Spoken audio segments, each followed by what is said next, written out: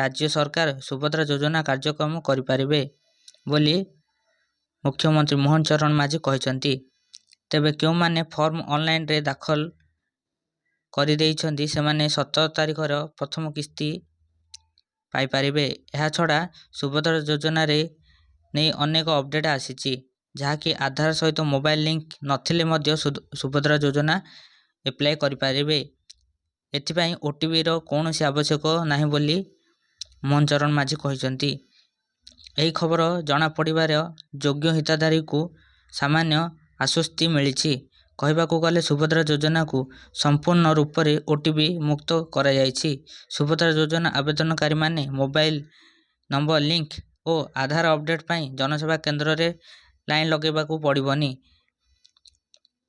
ଏହି ଯୋଜନାରେ ଆବେଦନ କରିବା ପାଇଁ ରାତି ଅନିଦ୍ରା ହୋଇ ଆଧାର ସର୍ଭିସ କେନ୍ଦ୍ର ହେଉ କିମ୍ବା ଜନସେବା କେନ୍ଦ୍ରରେ ରାତି ଅନିଦ୍ରା ହୋଇ ଲାଇନ ଲଗାଇବାକୁ ପଡ଼ିବନି ବୋଲି ସରକାର କହିଛନ୍ତି।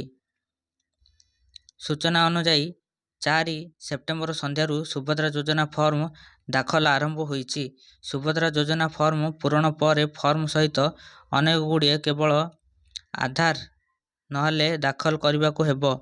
ପୂର୍ବରୁ ଉପଯୁକ୍ତ ମନ୍ତ୍ରୀ ପ୍ରଭାସୀ ପରିଡ଼ା କହିଛନ୍ତି ଯେ ସୁଭଦ୍ରା ଯୋଜନା ପାଇଁ ଆବେଦନ କୌଣସି ଶେଷ ତାରିଖ ନାହିଁ ବୋଲି କହିଛନ୍ତି। 17 ତାରିଖ ପରେ ଆବେଦନ କରିବେ ସେମାନେ ମଧ୍ୟ ସୁଭଦ୍ରା ଯୋଜନା ସମାନ ଅନୁସାରେ ପାଇବେ ବୋଲି ସରକାର କହିଛନ୍ତି। Bureau report, Vijayalakshmi news. ରାଜ୍ୟ ସରକାର ସୁଭଦ୍ରା ଯୋଜନା କାର୍ଯ୍ୟକ୍ରମ କରିପାରିବେ ବୋଲି ମୁଖ୍ୟମନ୍ତ୍ରୀ ମୋହନ ଚରଣ ମାଝୀ କହିଛନ୍ତି। ତେବେ କେଉଁମାନେ ଫର୍ମ ଅନଲାଇନରେ ଦାଖଲ କରିଦେଇଛନ୍ତି ସେମାନେ 17 ତାରିଖର ପ୍ରଥମ କିସ୍ତି ପାଇପାରିବେ। ଏହାଛଡ଼ା ସୁଭଦ୍ରା ଯୋଜନାରେ ନେଇ ଅନେକ ଅପଡେଟ୍ ଆସିଛି, ଯାହାକି ଆଧାର ସହିତ ମୋବାଇଲ ଲିଙ୍କ ନଥିଲେ ମଧ୍ୟ ସୁଭଦ୍ରା ଯୋଜନା ଆପ୍ଲାଏ କରିପାରିବେ। ଏଥିପାଇଁ ଓଟିପିର କୌଣସି ଆବଶ୍ୟକ ନାହିଁ ବୋଲି ମୋହନ ଚରଣ ମାଝୀ କହିଛନ୍ତି। ଏହି ଖବର ଜଣାପଡ଼ିବାର ଯୋଗ୍ୟ ହିତାଧିକାରୀଙ୍କୁ ସାମାନ୍ୟ ଆଶ୍ୱସ୍ତି ମିଳିଛି। କହିବାକୁ ଗଲେ ସୁଭଦ୍ରା ଯୋଜନାକୁ ସମ୍ପୂର୍ଣ୍ଣ ରୂପରେ ଓଟିପି ମୁକ୍ତ କରାଯାଇଛି। ସୁଭଦ୍ରା ଯୋଜନା ଆବେଦନକାରୀମାନେ ମୋବାଇଲ ନମ୍ବର ଲିଙ୍କ ଓ ଆଧାର ଅପଡେଟ୍ ପାଇଁ ଜନସେବା କେନ୍ଦ୍ରରେ ଲାଇନ ଲଗାଇବାକୁ ପଡ଼ିବନି। ଏହି ଯୋଜନାରେ ଆବେଦନ କରିବା ପାଇଁ ରାତି ଅନିଦ୍ରା ହୋଇ ଆଧାର ସର୍ଭିସ କେନ୍ଦ୍ର ହେଉ କିମ୍ବା ଜନସେବା କେନ୍ଦ୍ରରେ ରାତି ଅନିଦ୍ରା ହୋଇ ଲାଇନ ଲଗାଇବାକୁ ପଡ଼ିବନି ବୋଲି ସରକାର କହିଛନ୍ତି। ସୂଚନା ଅନୁଯାୟୀ 4 ସେପ୍ଟେମ୍ବର ସନ୍ଧ୍ୟାରୁ ସୁଭଦ୍ରା ଯୋଜନା ଫର୍ମ ଦାଖଲ ଆରମ୍ଭ ହୋଇଛି। ସୁଭଦ୍ରା ଯୋଜନା ଫର୍ମ ପୂରଣ ପରେ ଫର୍ମ ସହିତ ଅନେକଗୁଡ଼ିଏ କେବଳ ଆଧାର ନହେଲେ ଦାଖଲ କରିବାକୁ ହେବ। ପୂର୍ବରୁ ଉପଯୁକ୍ତ ମନ୍ତ୍ରୀ ପ୍ରଭାସୀ ପରିଡ଼ା କହିଛନ୍ତି ଯେ ସୁଭଦ୍ରା ଯୋଜନା ପାଇଁ ଆବେଦନ କୌଣସି ଶେଷ ତାରିଖ ନାହିଁ ବୋଲି କହିଛନ୍ତି। 17 ତାରିଖ ପରେ ଆବେଦନ କରିବେ ସେମାନେ ମଧ୍ୟ ସୁଭଦ୍ରା ଯୋଜନା ସମାନ ଅନୁସାରେ ପାଇବେ ବୋଲି ସରକାର କହିଛନ୍ତି। Bureau report, Vijayalakshmi news.